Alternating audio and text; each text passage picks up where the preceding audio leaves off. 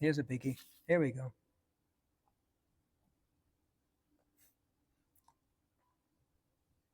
Everybody, I'd like to read from Psalm 69. The Lord listens to the poor. See you lowly ones and be glad. You who seek God, may your heart revive.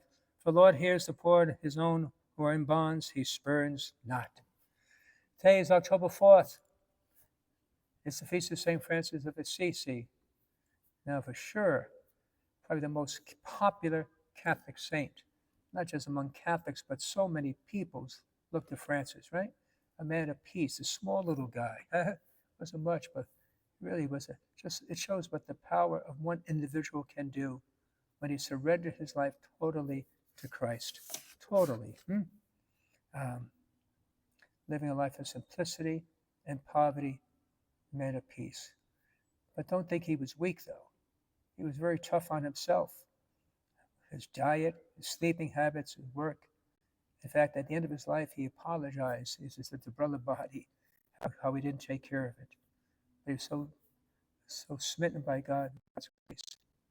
And the big change, okay, there's two incident the when the cross and when he was fixed, there in the church, there in Assisi, it spoke to him. Francis, rebuild my church. Remember that, the cross, and he took it meaning literally to rebuild the church. So he began working, stones and everything. But that's what Christ meant. To rebuild my church was a spiritual life.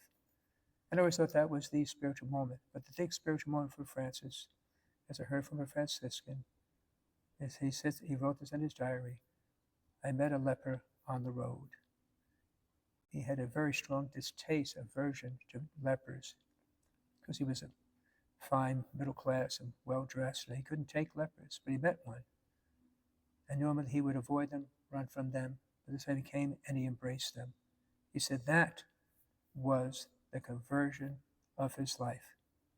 I met a leper on the road, and rather than feeling that aversion, he embraced it, kissed the leper. Then he knew he saw Christ.